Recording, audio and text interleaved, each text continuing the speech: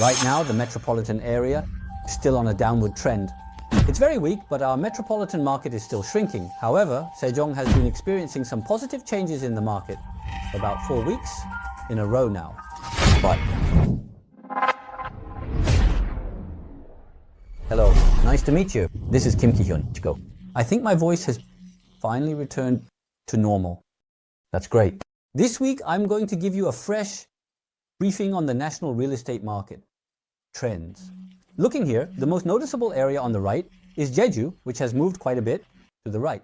So, as Jeju Island is moving a lot to the right, the trading market is getting better. This is the situation in Jeju. We saw red flags on November 3rd and 17th. The real estate market in Jeju shows changes in sales compared to before, with slight positive changes. It's important to consider supply and transactions together. If supply improves and transactions increase, it could be positive. The rental market in Jeju is stable. The real estate market shows changes in sales compared to a while ago with positive shifts. It's important to consider supply and transactions together. If supply improves and transactions increase, it could be positive. Jeju's rental market is stable, while the metropolitan area declines. The rental market in Jeju is stable. Right now, the metropolitan area is still on a downward trend. Still on downtrend. I'll talk about the metropolitan area a bit later, and I'll focus on it again shortly. Last week, I thought there might be some positive changes in the rental market in Sejong since the rental supply improved a bit, going above 100. But this week, the rental supply has dropped again. So, after a week on heat, it has cooled down again. So, the rental supply in Sejong has dropped again, while on the other hand, the sales supply is gradually improving and moving to the right. So, it's very weak, but the Sejong market is still shrinking. However, for the past week, 2 weeks, 3 weeks, and now 4 weeks in a row, there are slight positive changes happening in the sales market, but the numbers themselves are still quite low. There are positive changes happening in the sales market, but the numbers themselves are still quite low. So, it's still in a very weak state. Daegu is still struggling in the dark. The good news is that the rental supply is gradually going up. So, right now it's at 85, but if Daegu goes up to 90, 100, and maybe even reaches around 110 to 120. So, from that point on, I think you should start paying more active attention to the Daegu real estate market. That might be around next year. So, for those of you watching this video who are in Daegu, it seems like we need to pay a bit more attention to the Daegu market starting next year. So, the worst situation right now is in Daegu and Sejong, where the rental supply is the worst in the country, and the sales supply is really bad too. Next, let's talk about another not so great area, which is Busan. In Busan, the sales supply is starting to decline again, and the rental market is also going up and then popping back down. So, for Busan, while the supply in 2025 and 2026 might be a bit low, which could have a slight positive impact, in 2027 and 2028, there's a significant amount of supply scheduled, so I think we might have to wait a while for a major rise in Busan's market. One of the areas I see potential in for the future is Chungnam. Right now, the supply is starting to recover a bit, but recently, along with the metropolitan area, the supply has been dropping, and the rental supply has also slightly decreased. Chungnam's supply drops next year, better by 2026. Gwangju stabilizes, Jeonnam's sales weak, rental stable, top rentals, Chongbuk. So starting from 2026, I think the Chungnam area will be quite good. Now moving on to Gwangju, it had gone up but is now almost back to the left side. The sales market is really bad, but at least the rental market is gradually improving. In Jeonnam, the sales market is still not good, but the rental supply is at a decent level. And the areas with the best rental supply are Chongbuk and Ulsan. In places like Jeonbuk, Gangwon, Jeonnam and Gwangju, the rental market isn't too weak, where the rental supply is above 150. So the rental market in these areas like Jeonnam, Gwangju, Gangwon, Jeonbuk, Ulsan, and Chongbuk is actually quite solid. So, as long as there's not too much supply, the rental market is likely to remain solid. Chongbuk and Ulsan are doing really well. There's not much movement. In the case of Gangwon-do, it has gone up to the upper right, and both the sales supply and rental supply have improved compared to the overall situation, but it's still just a drop in the bucket. It's still not a great situation. In the case of Gyeongnam, it looks like the sales supply has gone up a bit. So this level of sales supply is quite rare.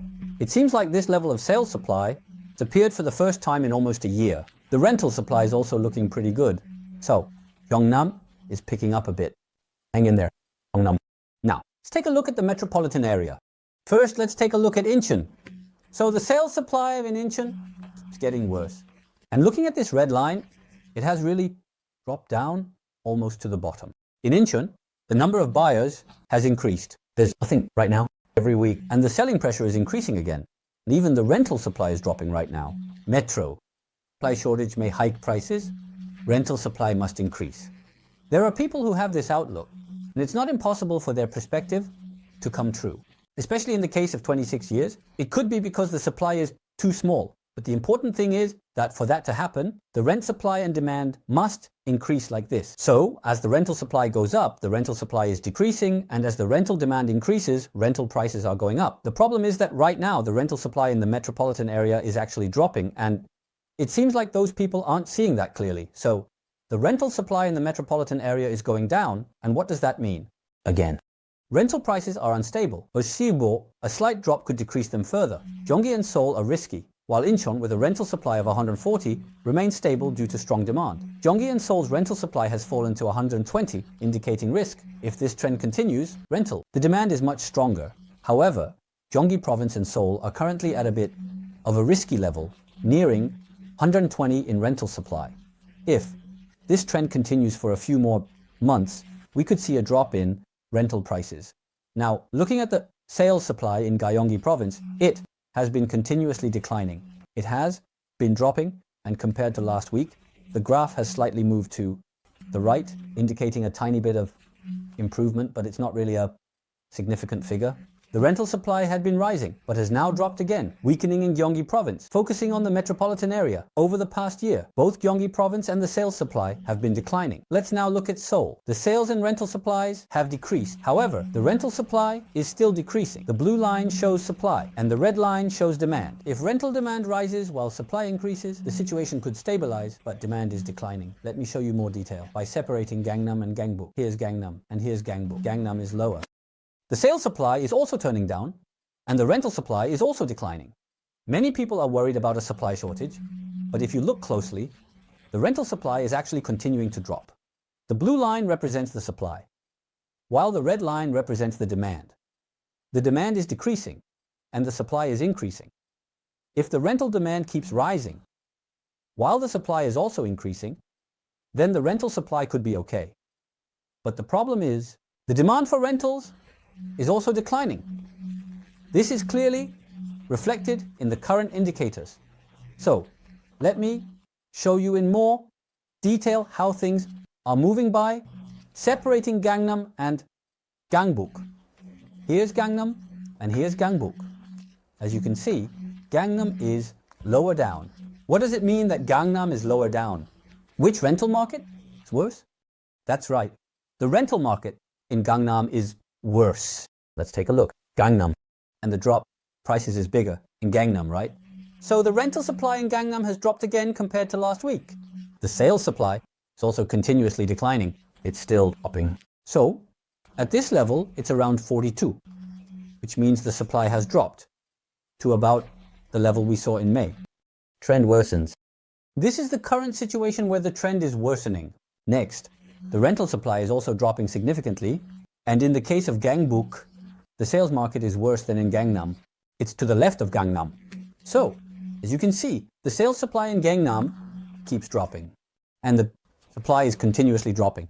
So, when we look at it together, it's about supply and demand. So, there's supply and demand in the sense of supply and demand. The tug of war between buyers and sellers results in transactions. For weekly trends, consider supply, demand, and transaction volume. Supply demand is worsening in most areas. Jeju's supply demand improved slightly, but transaction volume shrank, showing market energy hasn't improved. Jeju's transactions and rentals decreased. North Jeolla shifted left with sales and rentals dropping. Figures range from 0 to 200, but North Jeolla is at 6.8, showing minimal trading. The market is frozen, with most regions shifting left. Transactions are frozen in North Gyeongsang. Transactions are dropping. Gwangju increased slightly, but Jeju's supply and demand improved slightly, but transactions shrank, meaning the market's energy hasn't matched this improvement. Transactions, including rentals, decreased in Jeju. North Jeolla shifted left, with sales and rentals dropping drastically. Figures range from 0 to 200, but North Jeolla is at 6.8. Most regions are shifting left in North Gyeongsang. Transactions are dropping, affecting sales and rentals. Gwangju saw a slight increase, but sales remain low, with rentals slightly up. In Sejong, sales are few and rentals are decreasing. The transaction trend data shows a lack of market energy. The number of sales transactions has dropped. This figure ranges from 0 to 200, but in North Jeolla, it's at 6.8. That shows just how few transactions are happening. The market is stalled, and almost all regions are shifting to the left. Transactions are stalled. In North Gyeongsang, transactions are also dropping. Now, Gwangju has slightly increased, but the sales transactions are low, right? Only rental transactions are up slightly. In Sejong, there aren't many sales transactions, and rental transactions are also down. So, looking at the transaction trend data, it's clear there's no energy in the market. Real estate agents on the ground are struggling. It's tough for them. The sales transactions are really low, right? Only the rental transactions have slightly increased. In Sejong, there aren't many sales transactions either, and rental transactions are decreasing as well. So just by looking at the transaction trend data, we can clearly see that there's no energy in the market. I can imagine that real estate agents on the ground are having a really tough time because there are so few transactions happening nationwide. So it's no wonder. It's tough. The current situation is tough, but hang in there and stay strong. I think by the end of next year, around 2025 or 2026, there will come a time when I can strongly signal a domestic recovery and talk about a major market uptrend. So, while it may not be the case for every region, a significant amount of time has passed since things started to stagnate, and now just hang in there a little longer. If you can just hang in there for about another year, I think it would be great if you stay strong and work hard. Daegu is also seeing a continuous up in transactions. Sales transactions keep decreasing. Gangwon province has also shifted down to the left. Both sales and rental transactions are decreasing. In Ulsan, rental transactions are still quite active, but sales transactions have decreased a lot. So the energy in the market has weakened a lot. So I've been saying since the beginning of this year that Ulsan was doing well, but now it's starting to cool off again. And the important thing is that since Trump became president, the steel industry and the secondary battery sector, along with related industries, are not doing very well right now. So please keep those points in mind. In Chungbuk, rental transactions are still quite active, but sales transactions are still gradually decreasing. Now, let's take a look at Seoul. In Seoul, there hasn't been much change compared to last week, but sales transactions have decreased a bit more, while rental transactions are pretty much the same. So there are really no transactions in Seoul. With this level of transactions, it's 9.2, right? 9.2. So when was that? We couldn't even make transactions in mid-March. So the transaction volume has really shrunk down to the level it was in early to mid-March, when there were almost no transactions at all. When just a week before last. Since November, you guys have seen transactions drop to half of what they were.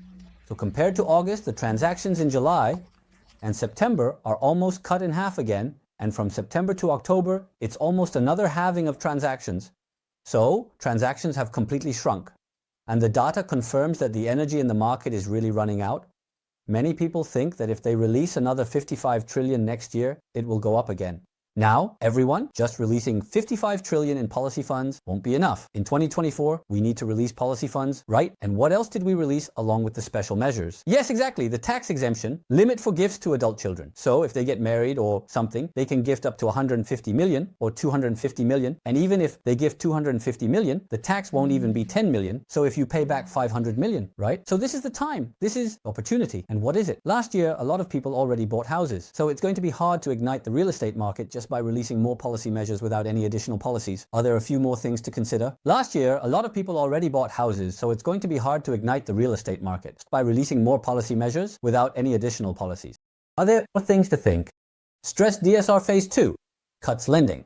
It's decreasing, and because of that, you can expect that in 2025, due to government policies, there will be another rebound. Just wait and see. So, there will definitely be some effect. However, it's going to be really hard to see the kind of hot real estate market flow we had in 2024. And what's really important is that in July 2025, I want to remind you that the third phase of the stress DSR is scheduled. Please keep that in mind. Now, let's look at Gyeonggi province. The transaction volume Gyeonggi province shrank. Transaction 9. At this point, the transactions have shrunk down to January levels. The market is really going downhill right now. The rental transactions are also continuing to decrease. Let's take a look at Incheon. In Incheon, the sales transactions have completely shrunk too, and it's at 6.5, right? Wow, at this point, it's completely shrunk down to the level of January transactions. Rental transactions are also continuing to decrease. So, not only are sales transactions dropping, but rental transactions and supply are also declining. It's really what now? The market is continuously sending dangerous signals. It's clear that if the government doesn't keep pouring in more policies, it's going to be tough for the market to go up. And now, if there are any government officials watching this video, I really want to say this. What I mean is, it's time to boost the country's competitiveness. Right now, with Trump becoming president, it's really a serious situation. South Korea's economy that's why national competitiveness is really low right now. How are we going to use this national competitiveness? So South Korea needs to create jobs and improve the economic fundamentals. And shouldn't we be pouring some money into that? That's why right now, over 80% of total household assets are in real estate, and there are so many loans tied to this real estate. That's why it's flooding the auction market like crazy. So I totally understand that the government is providing support for the country's low birth rate. But if that's not the case, it would be really great if a significant portion of this funding could be used to support boosting the competitiveness of South Korean companies. That's how I hope that the Korean economy will become a powerful and influential force that can naturally and effectively support the real estate market as the economy improves with more jobs and higher incomes. Thank you for joining me in today's video. Thank you.